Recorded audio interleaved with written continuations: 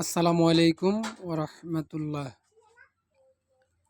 দেখেন আমার ছোট্ট খামারে এখন কিছু মুরগি এখানে ছিল, এখানে ব্রুডিং করা হয়েছে, এগুলো সেল হয়ে গেছে।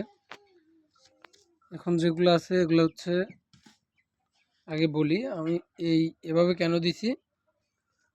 শীতকাল, এখানে ঘরের মধ্যে ব্রুডিং করতেছি, এই মশারিটা দিছি। আমার এখানে কিছু কোয়েলের বাচ্চা আছে যেগুলো আমার ঘরের মেশিনে ফুটছিল।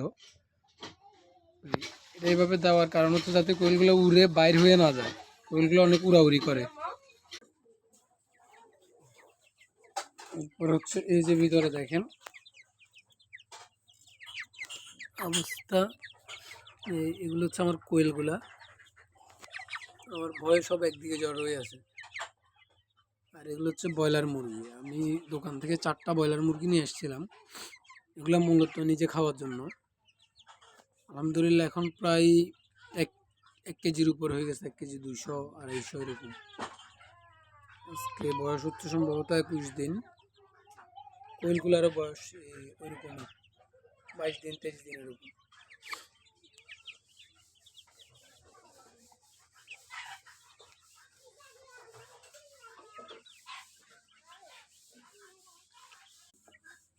কোয়েলের বিষয়ে একটা কথা বলি। আমি চেষ্টা করতেছি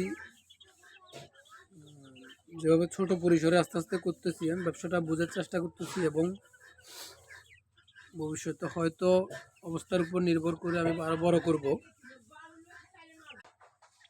আমার টার্গেট আছে আমার ঘরের কোয়েলগুলো দিয়ে, এগুলো আমার এখান থেকে আমি ফুটাইতেছি, এগুলো দিয়ে আমি আস্তে আস্তে ইনশাল্লাহ বাড়াবো।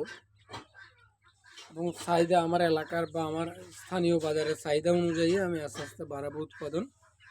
ইনশাল্লাহ আপনারা আমার জন্য দোয়া করবেন যাতে আমি আমার প্ল্যানে সাকসেস হইতে পারি।